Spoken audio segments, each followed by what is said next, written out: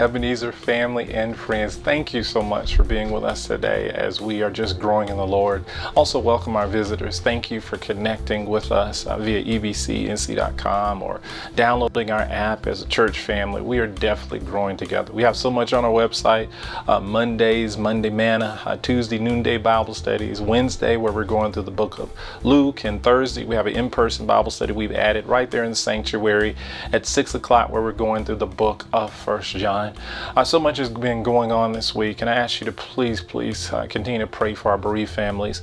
We have a brother that passed away in our church family. That'll be his funeral service will be at Ebenezer this Saturday. 10:30 will be the visitation for Brother Amos Fawcett, and also 11 o'clock will be the funeral services. So please lift up Mother Katie Fawcett and the entire family as they go through this grieving process. As we go into Sunday, June 19th, so many things involved with that day, June 19th, also known as the Emancipation Proclamation of Texas. That's when the information got to them and they found out that they had been set free. And I am just so grateful that we have been set free through Jesus and his blood. And with that, Father's Day, a sweet day for some and a bitter for others. Some didn't have a good father, so they don't understand freedom when it comes to Christ and his love and this whole process of being able to lift him up. But some have had a wonderful walk with him or a wonderful dad to show that love of Christ. But I want you to know we have a heavenly Father that loves us tremendously with unconditional love. And we will be celebrating him, our heavenly Father. We had our speaker this morning at 8:45, Dr. Bo Cooksey, former Navy SEAL, and jumped out of planes, did all kinds of stuff. My friend that I actually went to Haiti with, I just thank him for the word he spoke into our lives. And at 10 o'clock, right here on our virtual service, we're going to have the pastor of Gate City Baptist Church, Michael Owens, to speak in our lives. Personal friend, we have been fellowshipping for a good bit. I remember when we first started out that he didn't have as many kids as I have. He has really gone on past 6 kids now, and we were just talking about as we get older. He said, I feel like my wife and I, we birthed a grandchild as they have gotten older, but I thank God for the ability to raise up a godly generation for him. And then in our 10:45 service, in-person service, we have one of our own, Pastor Daniel Rice, that will be with us, he and his family. And he is a missionary that has gone out to the Caribbean area, Jamaica, Haiti, and other places sharing the good news. So we thank the Lord for rich words from the Lord as we grow in him. Well, I know you're excited just to get a word today, to worship, to pray, to seek his face. And I want to encourage you, continue to grow in the Lord. You be blessed. Good morning, church.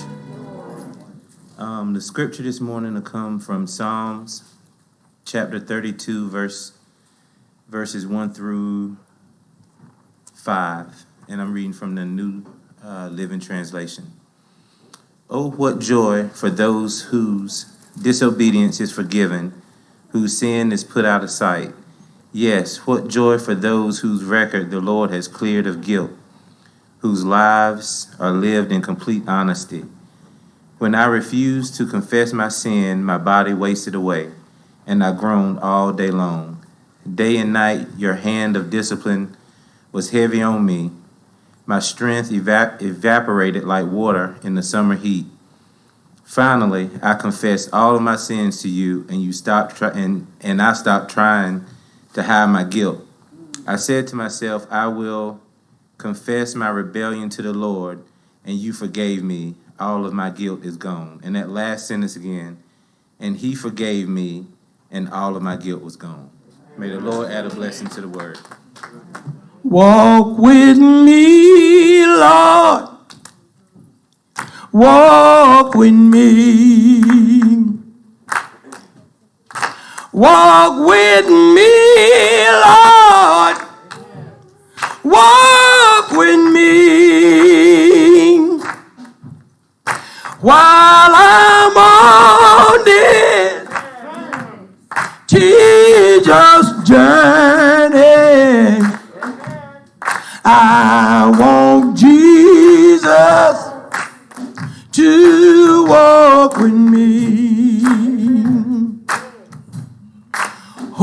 Hold my hand, Lord. Hold my hand.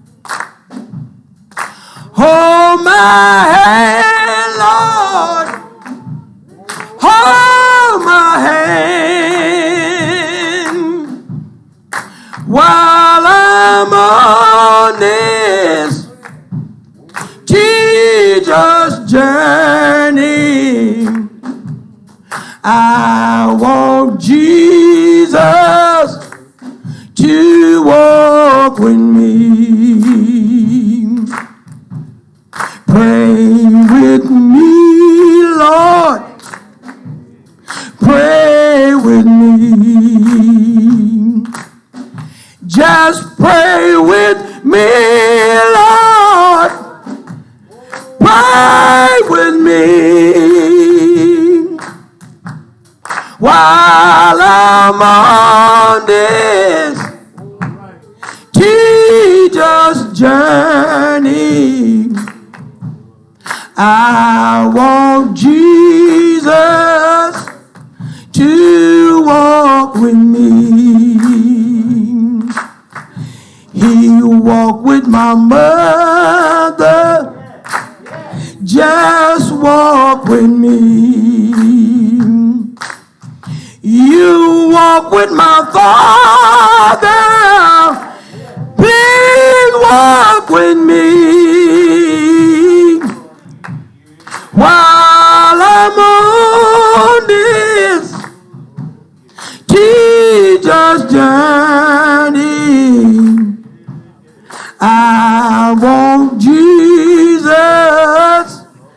to walk with me. Well, good morning or good afternoon or good evening or whenever it is that you're watching this. My name's Michael Owens, and I just am grateful for this opportunity that Pastor Woods has afforded me to be able to share a little bit into your day. And if you're watching this, especially on Sunday, to you guys that are out there, let me say Happy Father's Day to you. And with that in mind, let me set the stage for you for what we're thinking about today. Back in 1988, my grandfather died, and my grandmother came to live with us. And she wasn't in ill health necessarily, but her mobility had diminished, and because of that, she didn't do a whole lot. I mean, she had a little circuit of stuff that she would do. She'd go to the grocery store, and she'd go every Saturday to get her hair done. She would go to church, and that was pretty much it, except for some doctor's visits. Anyway, as she was doing that, one of the things that she did regularly, however, though, was to talk on the phone. And my grandmother was like an Olympic caliber phone conversationalist. And I don't know if you remember those things that would sit on your shoulder that you could do like this. She used to have one of those where she could sit there and crochet and knit and sit there and yak to all of her little buddies. And it was interesting to listen to her as she was talking, because a lot of times what we would try to do is figure out who it is that she was talking to based on how it was that she was talking. And by that I mean this: if she was cussing, she was talking to somebody that didn't go to church with her. And if she wasn't cussing, well, then that was a church member that she was talking to. And so that was always kind of a fun game. But apart from that, actually listening to her conversations or overhearing them was not something that I particularly enjoyed, because, in truth, she didn't talk about anything. I mean, most of her friends, when she would call and talk to them, it was the same type of stuff every day, day in and day out. Well, what are you doing today? And what'd you eat this morning? And always, are you behaving? All she wanted to do was talk about behaving. And I guess all of her friends want to talk to her about was behaving and acting crazy. And I just couldn't imagine why it is that they keep having these conversations talking about nothing. And looking back on it now through hindsight, I realized the reason they were doing that is this: they didn't have anything to talk about. They really didn't. My grandmother got to the point where she had a pretty small world. And when you think about the conversations, even those that you've had just this past week, the conversations that you have tend to be those that are filled with things that are out of the ordinary. Things that are out of the ordinary. Let me give you an example. We tend, again, to talk about those things that are out of the ordinary. Now, I realize a lot of us, we can complain and gripe about the news as it comes on every night and say, well, it's nothing but bad news. It's all this negative stuff that comes on, and it's all of these people that have been killed. And so, for example, in the city of Greensboro, back last year, there were 53 homicides in Greensboro. 53. Now, understand, 53 is entirely too many people to have died by homicide. And that's not a number that we should celebrate, but that's 53 people who were killed in a city whose population is 291,000. But understand this, every one of those murders made the news. Well, why did they make the news? Because in the scheme of things, that was out of the ordinary. Because what didn't make the news is that every other day, 799 people weren't killed. Every week, 5,586 people weren't killed. Every single week throughout the year. And so what we wind up talking about, what we wind up paying attention to, is the stuff that's out of the ordinary. On this day where we're thinking about fathers and we're thinking about parenthood, and I do want to broaden it out to think about more than fathers, and those of you that may become parents one day, or that are mothers, or that are grandparents, at whatever stage you are in life, I want you to be thinking about that particular position, and through the lens of this question: what would it take to be a mom or a dad, a grandfather, a grandmother, a great-grandparent, whatever, that would be worth talking about? Now, again, the one that's worth talking about is one that's out of the ordinary. So what could lead you to be talked about is to be a really bad parent. I mean, a lousy, rotten dad. But hopefully you don't aspire to that. You don't want that. So on the flip side, what is it in a positive way that you could do? How is it that you could operate that for all the right reasons would lead you to be a parent, specifically a dad, a mom, that's worth talking about? I think we find the answer to that question in the second book of the Bible, in the second chapter of the second book of the Bible. It's in Exodus chapter 2, starting with verse 1. And I'm reading from the CSB today, but we're told there, and you hopefully are familiar at least with part of this story, that there was a man from the family of Levi who married a Levite woman. The woman became pregnant and gave birth to a son. When she saw that he was beautiful, she hid him for 3 months. But when she could no longer hide him, she got a papyrus basket for him and coated it with asphalt and pitch. She placed the child in it and set it among the reeds by the bank of the Nile. Then his sister stood at a distance in order to see what would happen to it. Pharaoh's daughter went down to bathe at the Nile, while her servant girls walked along the riverbanks. She saw the basket among the reeds, sent her slave girl, took it, opened it, and saw him, the child, and there he was, a little boy, crying. She felt sorry for him. This is one of the Hebrew boys. Then his sister said to the Pharaoh's daughter, "Should I go and call a Hebrew woman who is nursing to nurse the boy for you?" "Go," Pharaoh's daughter told her. So the girl went and called the boy's mother. The Pharaoh's daughter said to her, "Take this child, nurse him for me, and I will pay your wages." So the woman took the boy and nursed him. When the child grew older, she brought him to Pharaoh's daughter, and he became her son. She named him, this is where we get to know him, Moses, because that name meant, "I drew him out of water." What I want you to understand is that in the year 2022, we are still talking about this parent. In this case, we're talking about the mother of Moses 3,600 years later. What would lead a mom, a dad, a grandparent to be one for all the right reasons that's worth talking about? Well, I think based on Moses' mother example, we realize that a parent worth talking about is one who does something important. They first of all adapt to real threats. Parents worth talking about adapt to real threats. Hopefully you're familiar at least with part of the story, but let's just to take it back a little bit to the beginning of what's going on here in Exodus, where things pick up ultimately from the book of Genesis. When you get to the book of Genesis, and as the book ends, we have Joseph, who has been essentially promoted to be the prime minister, the number 2 guy in the entire nation of Egypt. There's this famine that is going on, and he's been able to bring all of his family to Egypt, where he's able to provide for them. And as the book of Genesis comes to a close, all the descendants of Joseph and this entire family, they are in Egypt. And this family does what families do. They continue to grow over time. And as generation continued to pass, there were more and more and more and more of these Hebrews. And as this time passes, there are more Hebrews. And the Pharaoh that was so kind and so positive towards Joseph, he's long gone. There's a new sheriff in town. There's a new Pharaoh. And he feels no positivity. He has no affection for these Hebrews. In fact, he looks at them and views them as a real threat because he's thinking if they continue to multiply, we get to the point where we keep getting more and more and more of them, if they can organize themselves, if they can begin to work together in such a way where they choose to do this, they could overthrow the government. This nation of Egypt could become the Hebrews nation, and they could put us under their thumb, so we'd better do something about that.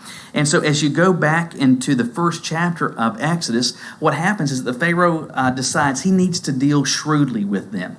And so the thought is, if I can deal with them harshly, maybe that's going to affect their childbearing so that their numbers are going to diminish. Maybe they'll think, this environment is so difficult, we'd hate to bring children into a world like this. And so at that point, he makes them slaves, and they are having to bake bricks and build all kinds of stuff. And they become the slave labor for the nation of Egypt. But despite what the Pharaoh intended, this did not yield the result that he was hoping for. They continued to become more and more numerous. So at that point, he issues an order. And the order is for any of the midwives who are assisting these Hebrew women who are giving birth, if a male child is born, they are to kill it. Take that child and kill it. A female child could live, but any male children born to these Hebrews is to be executed. And the thought is that type of law and that type of horrible punishment, undeserved by these little newborns, that might cause these parents to not produce any more children, and their numbers would shrink. But what happened is the midwives looked at these little babies, and they're thinking, I can't kill this child. And so they just didn't. And so the Pharaoh summons these midwives and said, wait a minute, I don't understand why we keep having more and more and more Hebrew male children. And so their excuse was kind of comical. They say, well, these Hebrew women, they give birth so quickly. They start the process of labor, and I turn my head, and all of a sudden there's a baby in the room. And it's crazy how this works. And so the Pharaoh decides, this is not working. And so instead of dealing with the midwives, what we're going to do is to deal with the nation. And the order is for anyone who is a citizen, for anyone who's part of the nation of Egypt, if they experience or they witness a newborn male Hebrew child, they are to kill that child. Anyone, not just midwives, anyone. You find a male Hebrew child, you are supposed to kill it. And so it is into that context where we start chapter 2, where we are told about this Hebrew couple, and we're not told their names here. We come later to find out who it is, but it's a man named Amram, and his wife's name is Jochebed. They already have children already, but it is into this environment that Jochebed gets pregnant. And you've got to think that the entire scope, the entire length of her pregnancy for 9 months, she's thinking, please, please, please let this be a boy. Excuse me, please don't let this be a boy. I sincerely hope that I'm carrying a little girl. Please, please, Lord, let me have another little girl. And then finally, it gets to the point in the absence, there's no ultrasounds, there's no amniocentesis, there's no DNA test to be able to be done to figure out the gender of this child. You'll know it when the child is born, and when the child is born, she hears, oh, it's a son. And she realizes, oh, that announcement is ultimately the pronouncement of a death sentence for this little boy. Unless it is, she does something about it. Now, this passage tells us that she winds up doing something about it, meaningfully doing something about it. She acts in ways that ultimately are going to save this little boy's life, so that still today we know about that little boy who becomes the man that we know as Moses. But ultimately what I'm saying to you is this: we are still talking about this woman named Jochebed 3,600 years after she did this. That's pretty impressive. And we're talking about her not because she was a horrible example, but because she was actually a good parent. And for all the right reasons, it's worth talking about. But again, why? I believe it is that she's worth talking about because she, like any other parent from a biblical perspective that's worth talking about, they adapt to real threats. They adapt to real threats. Let me flesh that out for a second. We live in a neighborhood that has a voluntary association, so there's no forced homeowners thing, but if you want to take advantage, there's a lake in our neighborhood, and there's some picnic areas, and If you want to take advantage of that, you have to pay a little bit every year, and then you can do that. But one of the things that they depend on also is some volunteer help to help ensure that some of these common areas are taken care of. And back a number of weeks ago, they had this work day on a Saturday, and I go over there with some of my boys, and our task was to spread pine needles. So we're over around this picnic shelter spreading pine needles, and I go to an area where there's a hedgerow, and there's these bushes, and I'm shaking pine needles out. And then I discovered that apparently in our neighborhood, there are some neighbors that aspire to be like the worst neighbors ever. I mean, I guess they really want to be hated. And the reason I say that is this: they had at least half a dozen guinea hens. Now, I don't know if you know what a guinea hen is, but they're bigger than a chicken, and I don't know, pretty close to the size of a turkey. They can fly just enough to get off the ground, and with their wings, they can run really fast. They can, and they have a brain about the size of a strand of hair. They are dumb birds.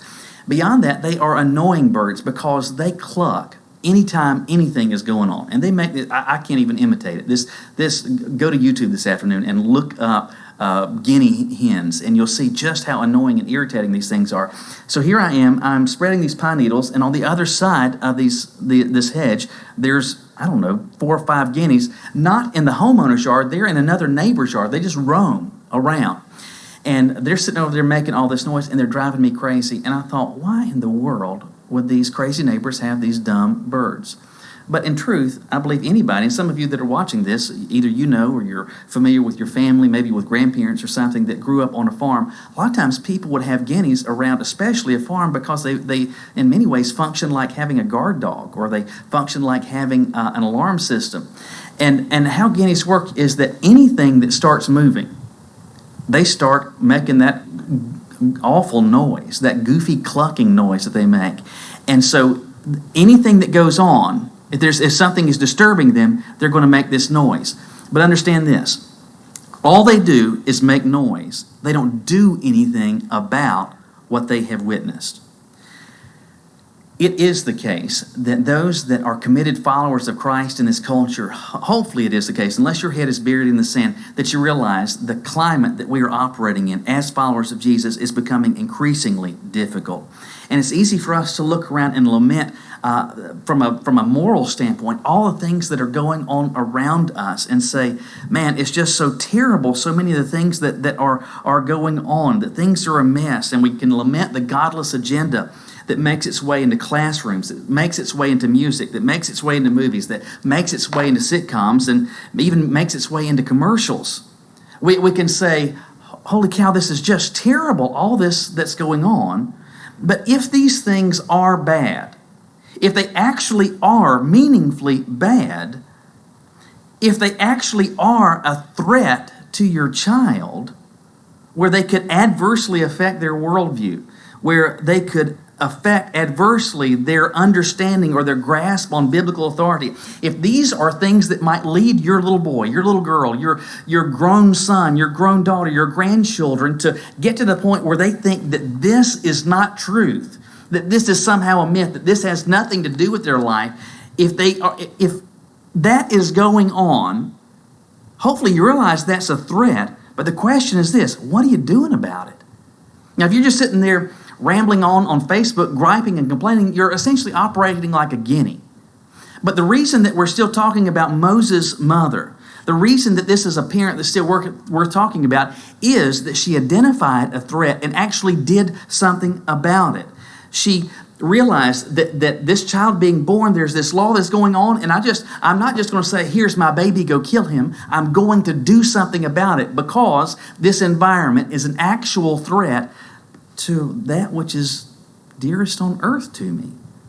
Listen, your children, whether they are 2 years old or they are 16 years old or they whatever stage in life they are in, but especially if you as a mom and dad are in the active stages of parenting where you've got kids in your home, certainly there are things that you care about for your kids. You're concerned about their physical health. You are concerned about their moral and spiritual well-being. You need to be concerned about them and understand this. That's what they need. They need you as a mom, as a dad, to care for them about that and to safeguard those things. You can be their friend later. There's plenty of time for that later. They don't need another friend right now. They need a dad. They need a mom. that's paying attention to what's going on, and as they see threats, they do something about it.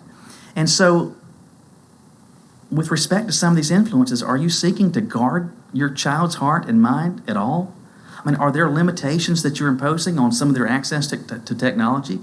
Are there kids maybe that your kids are hanging around with that you realize, man, those kids aren't good for my daughter. Those kids aren't good for my son. If you realize that, are you actually doing something about it? If you realize that the school environment that your kid is in, if that is harming their worldview and affecting adversely their commitment to Christ, are you just shaking your head and saying this is terrible, or are you actually doing something about it? My encouragement for you on this Father's Day is to become a parent, a father, a mom, a grandparent, that for all the right reasons is worth talking about. And if that's the case, you're going to become one. Not who just simply identifies threats, but actually does something about them. There's another thing that parents were talking about doing, that's this. They pursue environments to maximize influence. They pursue environments to maximize influence. So back in verse 1, Jochebed has gotten pregnant. And again, at this point in history, there's no technology to figure out, I guess the old wives' tales were in operation where they would say, well, you're carrying your weight a little to the left, so that must be a girl, or you're I don't know, all this stuff that especially women will say to each other, like, as they're trying to guess whether it's a boy or girl. It was just, all they could do was guess. All they could do was guess. But you've got to think, from the moment that Jochebed found out she was pregnant, as a woman who knew and walked with God, we're not told, but you got to think this is a woman that was praying. And she was saying, Lord, please, please, please, this child that I'm carrying, please ensure that it's a girl. Please, God, I'm grateful to be a mom again, but I'm praying, let me be a mom of another daughter. Please don't let me bring a son into the world because of this threat that's going on. Please don't let that happen. And under normal circumstances, the day that this little boy was born should have been a happy day. But no, almost, you got to think, certainly the first question that Jochebed would have wanted to know, if there's a midwife, someone that's assisting her as she's bringing this child into the world, boy or girl, what is it? And imagine what her heart felt like when she heard it's a boy. She's scared to death. Because it's not just midwives, now it's all Egyptians are looking for male Hebrew children, and she now has one. And so for 3 months, she does everything that she can to hide this child. You've got to think that she didn't leave the house. And she probably tried to keep this child quiet as best she could. You can imagine that they'd keep the doors closed. And every time there was a knock at the door, there was the concern, might this be a nosy Egyptian neighbor that might be trying to see what's going on here? And the fear that they would have lived with morning, noon, and night, wondering, is today this little boy's last day? And after 3 months of hiding, it gets to the point she can't continue this any longer, and so she does something. And what she does is to make a little boat. And so out of papyrus reeds, she crafts this little ark, this little boat. She seals it with pitch. And then, almost certainly, she's probably put some blankets, something in there to cushion her little boy's body. And then she puts him into this little raft and does what we would probably find unthinkable. She lets go of that raft and sends him down the river. As she sends him down the river, you've got to think that as she's doing this, she's praying, Lord, somehow, some way, I'm leaning on you. I'm trusting in you. I'm at the end of my rope. I've done everything that I possibly can, and I'm turning this child over to you, and I'm praying somehow, some way you save his life. And so, as this little raft is making its way down the river kind of slowly with the current, the Pharaoh's daughter is out in the river bathing. And she would have had people around to make sure that no other gazers would have been around, that people wouldn't be looking, that no one would interrupt the privacy of her bathing time. And so she would have had female aides and attendants around her, including Hebrews that would have been operating as her aides, her slaves, her servants. And so probably, you can imagine, what's that headed down here? And the closer it gets, you realize, oh, it's some sort of boat, it's some sort of raft, and then maybe this little baby's crying at this point. And so they draw this little raft out of the water, and inside is this little baby boy. And it's evident that it is a Hebrew boy. And in verse 3, in this passage, we're told that after she sees in verse 6, she says, this is one of the Hebrew boys. And then it says, his sister said to the Pharaoh's daughter, should I go and call a Hebrew woman who is nursing to nurse the boy for you? Well, whose sister is this? This is Moses' sister. She apparently is an aide, an assistant, a servant, a slave to the Pharaoh's daughter. And she's like, how about, you think maybe you want me to find one of these Hebrew women that might have had a baby that she can nurse this child for you? Oh, that's a great suggestion. All right, before you get there, I want you to go back to verse 3, where the boat has been made, this basket, she's sealed it. She placed the child in it, set it among the reeds by the bank of the Nile. And notice verse 4. His sister stood at a distance in order to see what would happen to him. So what's going on?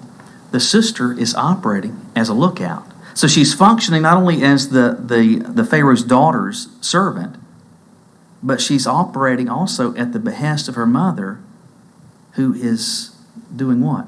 Who's apparently directed her to go and see what happens.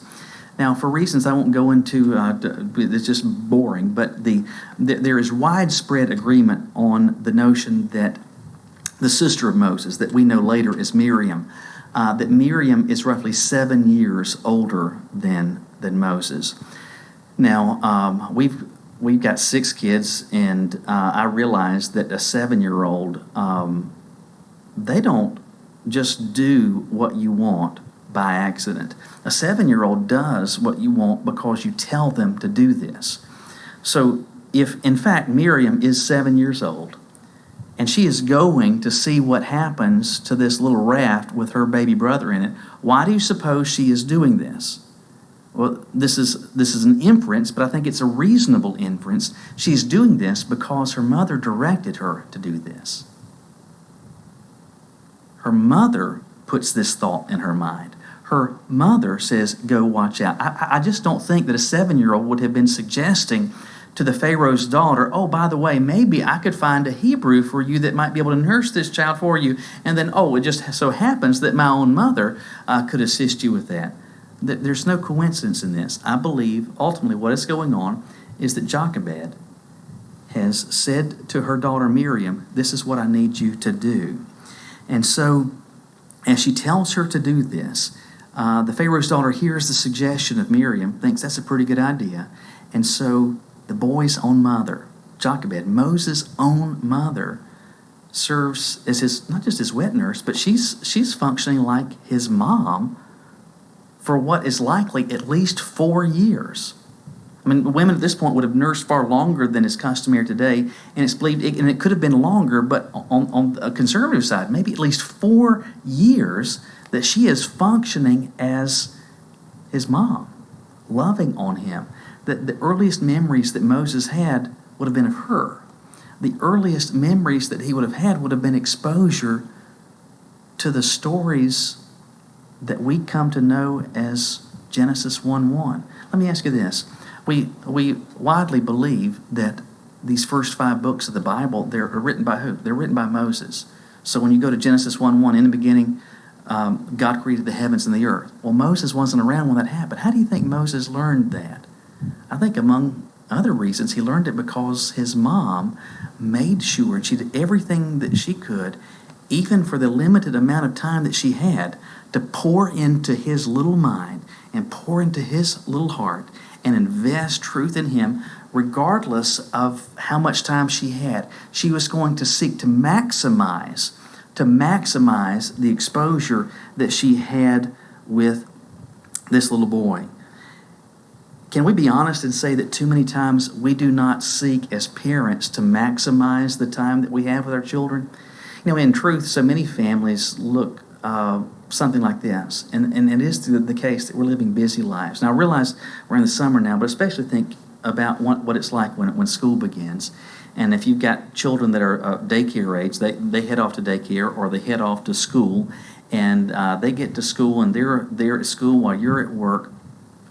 They ride the bus home, or you go pick them up, you get home, and then for many, there's some sort of practice that's going on. There's basketball, there's baseball, there's soccer, there's gymnastics, there's whatever that they're doing. There's activities that are going on at church. There are doctor's appointments. There's dental visits. There's orthodontists that have to be, and we're operating just like Uber drivers with our kids so many times, and we a lot of times wind up, we've got these short, small windows to be able to try to, if we can, to have a meal as a family, but many families are just eating in shifts. Somebody comes to the kitchen, grabs a sandwich on their way to the next activity.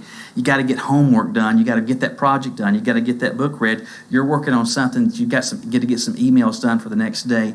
And so many are operating where the amount of time that you have with your children, it's entirely limited. In fact, for many, it's too limited. Let me encourage you, first of all, realize that you don't have any greater opportunity for investment than in the life of a child. Now, it's great to have investments in your 401k. It's great to have investments in stocks. It's great to have investments in real estate. And we make all sorts of financial investments.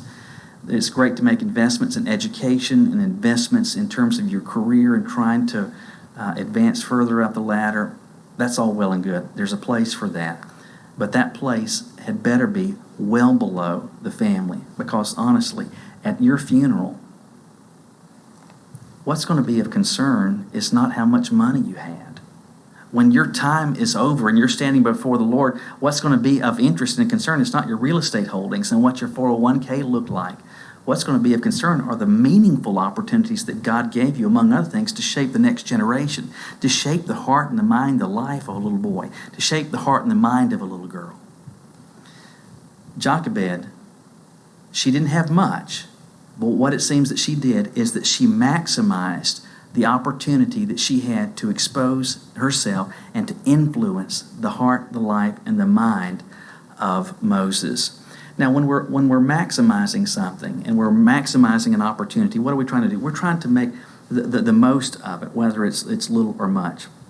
Let me give you an example. At our church, we've got a color copier now that we've had for a number of years, but I remember having a color copier is something that I dreamt of for a long time. I'd love for the stuff that comes out to look so nice and to be in color and send out a color newsletter. I dreamt of that day. And I remember it was a Toshiba salesman came by one day and was trying to sell a copier. And I explained, listen, we're just not in a position to be able to do something about that. We're in contract on this we can't do anything now. And he, as part of the process of trying to get us or to motivate us to do something, he said, I tell you what I'll be glad to do though is to leave we'll bring out a brand new color copier here that you can use as much as you want for an entire week. Run whatever copies you want to on it. I said, now, is it possible that we could schedule when that copier shows up? He said, yeah. I said, like, we've got like Vacation Bible School coming up in, I don't know, about 6 weeks, 7 weeks. Could we schedule it sometime during this particular time? So, yeah. Anyway, so once we had this date scheduled, I told the staff, listen, we're going to have a copy here from this day to this day. And between now and then, what I need you to do is anything that you can possibly think of to be able to run in color, I want you to go ahead and create those documents so that when that thing shows up, we don't let it sleep. And so that copier came in, and I can't tell you how many thousands of pages we ran through that thing. In fact, it ran out of yellow toner, and we called them, and we said, hey, it's out of toner, thinking they'd bring us more. No, they came and picked up the copier. But I'm telling you, day after day, as long as we had that, what did we do? We ran as many copies as we possibly could. What were we doing? We had it for a limited opportunity, for a limited amount of time, and what did we try to do? We tried to make the most out of it. Listen, we're reading today 3,600 years about a parent who, for all the right reasons, is still being talked about. Why? because one of the things that she did, and we ought to celebrate this, we ought to mirror this, we ought to try to replicate this, is that she maximized the opportunity that she had to invest in the life of her child. Listen, I realize that we do live busy lives, we have a lot of responsibilities, but understand that with each passing day, the window of opportunity that you have to influence the heart, the mind, and the life of your child, that window is closing further and further and further and further. And it is incumbent upon you, whatever stage you are in this process, you'd better work intentionally to make the most out of that time, to maximize the chances that you have to be able to invest, and for Christ's sake, for the kingdom's sake, to be able to make a difference in their life and heart. When we are seeking to maximize things, I hope you realize that we tend to maximize the things that we value, don't we? Gas now is what, I don't know, $30 a gallon, something like that. And so, but as expensive as gas is right now, one of the things that you might be doing, like I'm doing as well, is, all right, I think I'm going to this store. I've got to get some groceries. I'm going here. Is there anything else in that area that I need to do while I'm there, so that I don't have to make another trip? I'm trying to maximize my gas mileage, to maximize my fuel economy, so that I can get the most out of that tank of gas. If you've got your phone says that you've got 11% battery left and you're waiting on a call from the doctor's office, are you going to be sitting there surfing the internet on your phone? No, you're going to have that thing off just waiting for that phone call, because you want to try to maximize that little bit that you have left. Again, we maximize that which we deem, that which we perceive as valuable. And as a parent, my hope is that you don't simply value, but you treasure your daughters. You treasure your sons. As a dad, as a mom, as a grandparent, you look at that child, whatever age they are, and you value, you treasure them. And if that is the case, if that's how you feel, it is hopefully also the case that their future matters, that their walk with Jesus matters. And if that is the case, you realize you've got a limited amount of time. My encouragement for you very simply today is this: make the most of it, maximize it, and become, not for pride's sake, but for the Lord's sake, a parent who, for all the right reasons, is worth talking about. Will you pray with me? Lord, thank you for giving us this example of a parent who had so much that was out of her control. The laws of the land she couldn't change. The fact that she was giving birth to a male child at this point, she couldn't change. But what she did was to try to and leaning on you, make the most of what she did have. She maximized the opportunities that she had to invest in the life of this little boy that we know as Moses. She realized that there were threats, and she did something about it. She didn't just wag her tongue and smack her gums about it. She did something about it. And God, I pray that you, through your Spirit, on a day especially where we're thinking about parenting, especially where we're thinking about fatherhood, that you help us to see how we line up against this. And maybe it is that we're worth talking about right now, but not for good reason.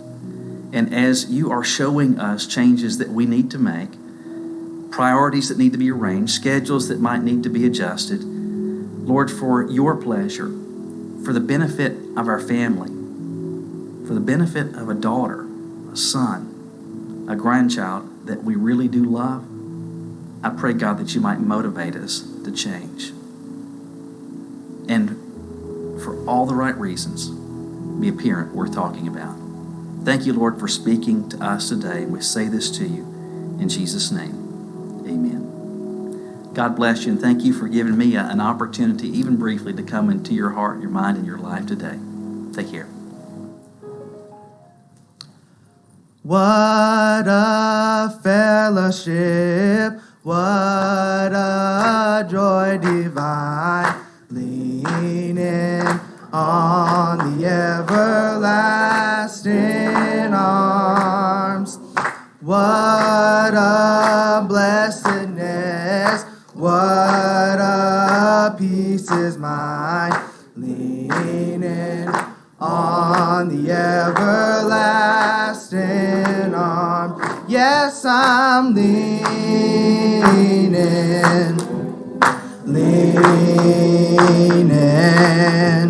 safe and secure from all alarms. Oh yes, I'm leaning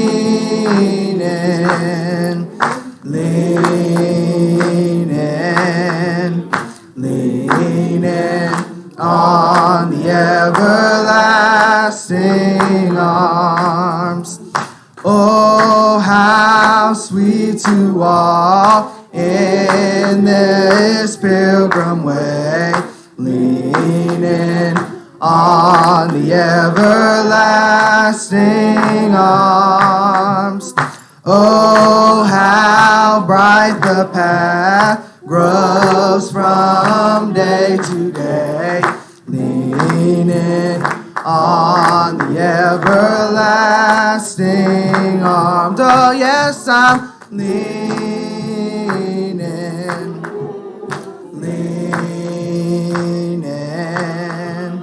safe and secure from all alarms. Oh yes, I'm leaning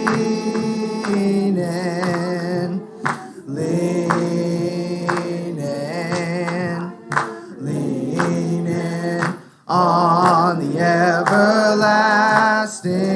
arms.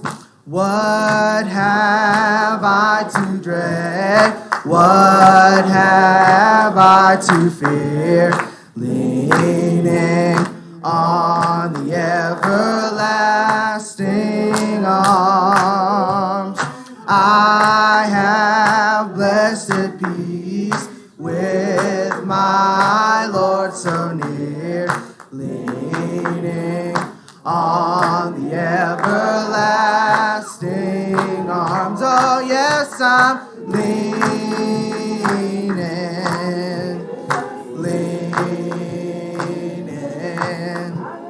safe and secure from all alarms. Oh yes, I'm leaning